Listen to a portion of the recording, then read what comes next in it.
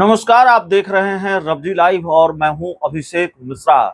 देखिए, बिहार में वोटिंग प्रतिशत घटा है। पहले चरण में भी ये देखने को मिला और दूसरे चरण में भी ये देखने को मिला कि जो मतदाताओं का रुझान है बूथों की तरफ, वो कम रहा है। मतदाताओं की उदासीनता ने राजनीतिक दलों को परेशान कर रखा है और कम वोटिंग प्रतिशत से किसको फायदा होगा, किसको नुकसान होगा, इसका आकलन लगातार किया जा रहा है। इसके मायने तलाशे जा रहे हैं कि कम वोटिंग प्रतिशत का मतलब क्या है। इसको डिकोड करने की कोशिश की जा रही है कि आखिरकार मतदाता ठीक ठाक संख्या में अगर बूथ तक नहीं पहुंचे हैं इन दो चरणों में, तो किसको इसका नुकसान होने जा रहा है।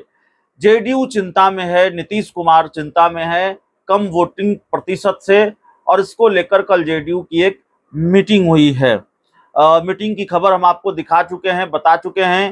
अब जो जानकारी निकलकर सामने आ रही है, सत्ताधारी दलों में टेंशन है, भाजपा जेडीयू टेंशन में है। तो नीतीश कुमार ने शनिवार को पार्टी के नेताओं की अहम बैठक बुलाई और उनको चुनाव से जुड़े अहम टिप्स दिए हैं।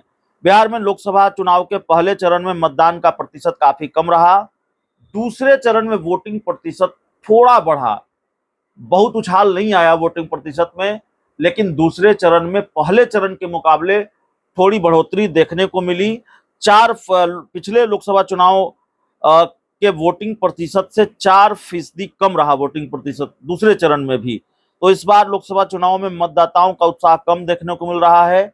जेडीयू चिंता में है, जेडीयू टेंशन में आ गई है और वर्चुअल माध्यम से कार्यकर्ताओं से नीतीश कुमार ने बात की। तीसरे चरण में बिहार की 5 सीटों झंझारपुर, सुपौल, अररिया, मधेपुरा और खगड़िया में वोटिंग होनी है। ऐसे में मुख्यमंत्री ने इन सभी लोकसभा क्षेत्रों के जेडीयू कार्यकर्ताओं से बात की और उन्हें चुनाव से जुड़े जरूरी दिशा निर्देश दिए हैं।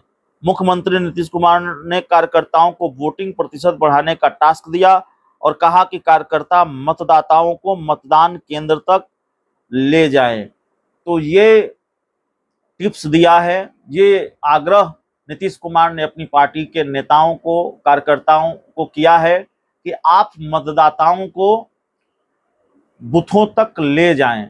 तो कम वोटिंग प्रतिशत ने चिंता में डाल रखा है नीतीश कुमार को, जेडीयू को और संभवतः बीजेपी को।